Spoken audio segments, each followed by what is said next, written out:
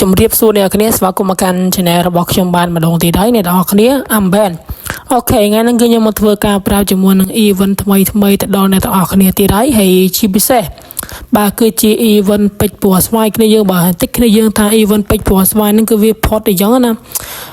event ពេជ្រពណ៌ស្វាយហ្នឹងគឺវាអត់តាន់ផុតទេគ្នាយើងហើយវានឹងធ្វើការចេញមកម្ដងទៀតប៉ុន្តែមកលើកនេះគឺវាអត់ចេញជាមួយនឹងឈុតរបស់ថៃទៀតទេហើយបើអ្នកគ្នាចង់ដឹងថា event ទាំងអស់ហ្នឹងគឺវាចេញនៅថ្ងៃណាខ្លះអ្នកគ្នាកុំភ្លេចតាមដានវីដេអូនេះពីដើមរហូតដល់ចប់ហើយបើសិនគ្នាយើងណាដែលក៏មិនទាន់បានជួយចុច subscribe នៅ channel ខ្ញុំដើម្បីនឹងទទួលបានជាមួយនឹងកាត VIP ទេអ្នកគ្នាហ្នឹងហើយកុំភ្លេចជួយចុច subscribe នៅ channel ខ្ញុំឲ្យគ្រប់ 2k ទៅអ្នកទាំងអស់គ្នានឹងទទួលបានជាមួយនឹងកាត VIP និយាយទៅគឺ free តែម្ដងណាគ្នាយើងបាទហើយថ្ងៃហ្នឹងគឺវាមាន item ចេញជាច្រើនតែខ្ញុំមិនបានចាប់ item ហ្នឹងទេគឺខ្ញុំចាប់តែជាមួយនឹង M590 ទេសម្រាប់ថ្ងៃនេះហើយសម្រាប់តាមដែលខ្ញុំសង្កល់មើលណាគ្នាយើងបាទមួយរយៈហ្នឹងគឺ free fire គឺវាចេញ skin មកគឺ on ខ្លាំងមែនតើហើយបើ skin កាភ្លើងគឺវាស្អីទេដូចជា skin M590 ដូចជា skin B0 នេះគឺវាស្អាតខ្លាំងមែនតើប៉ុន្តែយ៉ាប់មួយគឺយ៉ាប់ជាមួយនឹង skin កៅគឺ skin កៅចេញមកគឺលើនេះគឺ on ខ្លាំងណាហើយហ្នឹងក៏ឲ្យអ្នកគ្នាខាតពេលវេលាយូរខ្ញុំនឹងធ្វើការទៅប្រាប់ជាមួយនឹង event ទៅដល់អ្នកទាំងអស់គ្នាតែម្ដងទៅហើយហ្នឹងឈប់អ្នកគ្នាកុំភ្លេចជួយ like ក៏ដូចជួយចុច subscribe តោះអូខេឥឡូវយើងមកមើលជាមួយនឹង event ទី1របស់យើងហើយសម្រាប់ event ទី1នេះគឺជា event Sky គ្នាយើងបាទគឺជា event Sky Evo បាទគឺស្អាតខ្លាំងមែនទែនបាទគឺមានរហូតដល់ទៅគឺដល់ level 8គឺយ៉ាងថា Sky Yakuza អញ្ចឹងណាគឺមានរូបកាចបាទគឺរូបក្បាលគោគឺកាចខ្លាំងមែនទែនគ្នាយើងបាទសំខាន់វាមកជាមួយនឹងសម្លេង Ska ទៀតនេះសម្លេងនេះអាចដូរដាក់សម្លេង Zin ក៏បានសម្លេង skin Ska នឹងក៏បានដែរគ្នាយើងហើយជាពិសេសវិញទៅនេះគឺការកាន់កាភ្លើងកលាស់ក៏ដូចជាបាញ់ចេញសាកសពគ្នាយើងបាទម៉ាយហើយគ្នាយើងអូខេតើឥឡូវយើងមកជាមួយនឹង event នេះគ្នាយើងអូ event នេះគឺ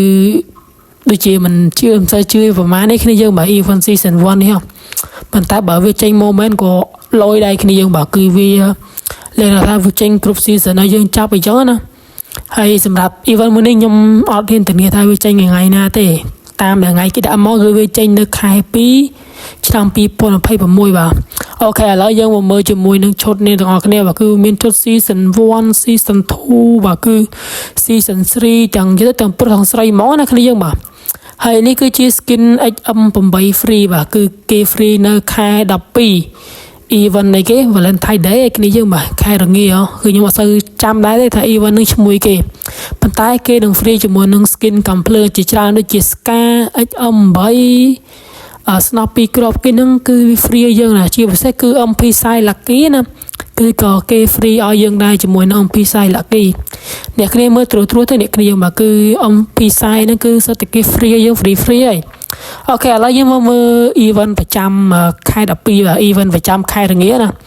ហើយសម្រាប់ event ពួកដែរបាទគឺវាមានជាមួយនឹងតកកបាទតកកបែបធ្លាក់ព្រិលបាទតកកបែបព្រិលអីចឹងណាបាទគឺស្អាតខ្លាំងមែនតើហើយក៏ដូចជាកណ្ដាប់ដៃគ្នាយើងនេះអូ very nice បាទខែរងានេះចេញមកគឺញាក់សាច់តែម្ដងបាទជាពិសេសអ្នកគ្នាឃើញនោះគឺស្នប់ពីក្របនឹងក៏ចេញមកដែរគ្នាបាទគឺស្នប់ពីក្របនឹងខ្ញុំស្រឡាញ់គឺ effect របស់វាអ្នកគ្នាបាទគឺការលេង style គឺស្អាតខ្លាំងមែនទែនហើយបើសិនស្នប់ពីក្របនឹងចេញមកខ្ញុំនឹងធ្វើការដាក់យកស្នប់ពីក្របនឹងឲ្យគ្នាយើងបាទហើយវាក៏មានឈុតអីផ្សេងទៀតគ្នាយើងបាទហើយក៏ដូចជាឈុតនេះក្បាលរបស់បង KH Telegram គ្នាយើងបាទបង KH Telegram គាត់ចំណាំពាក់ណាបាទគឺចេញមកដូចគ្នានៅខែ12ថ្ងៃទី12បាទគឺអែមស្រែមខ្លាំងមែនតើបាទនេះគឺជាស្នប់អូស្នប់ M1887 ហើយស្កានេះបែរគេដាក់ច្រឡំអញ្ចឹងគ្នាបាទ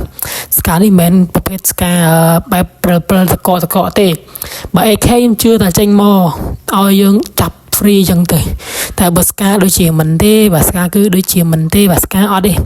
អូខេឥឡូវយើងមើលជាមួយនឹងម៉ាស់ទៀតបាទមានម៉ាស់មានអីទៅសេរីចាស់គឺវាចេញមកសឹងថាទាំងអស់ណាបាទគឺមានម៉ាស់មាន M1887 ហើយមានម៉ាស់នេះម៉ាស់តាណែលម៉ាស់តាគេជីស្អីគេនៅខែព្រិលខ្ញុំភ្លេចឈ្មោះបាត់ហើយគ្នាយើង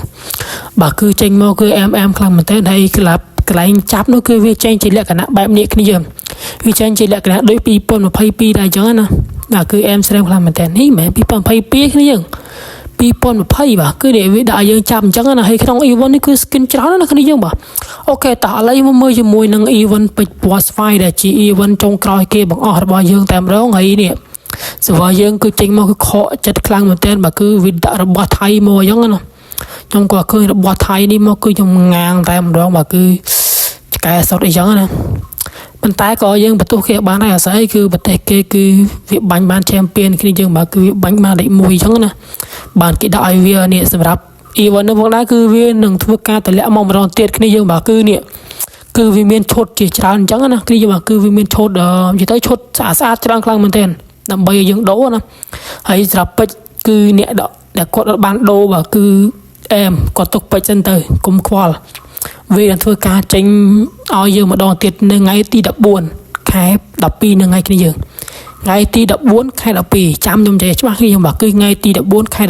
12វានឹងធ្វើការចេញឲ្យយើងម្ដងទៀតអញ្ចឹងនៅឲ្យពេជ្រពណ៌ស្វាយយើងក៏ត្រៀមពេជ្រពណ៌ស៊ីនរបស់យើងក៏ត្រៀមព្រោះពីច្រើនគឺវាឲ្យយើងដូរជាមួយនឹងពេជ្រពណ៌ស្វាយខ្លះពេជ្រពណ៌ខៀវខ្លះអញ្ចឹងទៅយើងអូខេហើយសម្រាប់អ្នកគ្នាមើលទៅអានេះគឺខ្ញុំច្រឡំដូរកតាបមួយគ្នាយើងបើគឺខ្ញុំច្រឡំអញ្ចឹងណាមិនច្រឡំទេពេលហ្នឹងគឺអត់ដឹងអត់ចាប់អារម្មណ៍ថាធីមនឹងវាលើកពៀនហើយសម្រាប់ពេជ្រពណ៌ស្វាយគឺអ្នកគ្នាបានប្រមាណហើយសម្រាប់ខ្ញុំគឺនៅសល់ច្រើនខ្លាំងមែនតើគ្នាយើងបាទ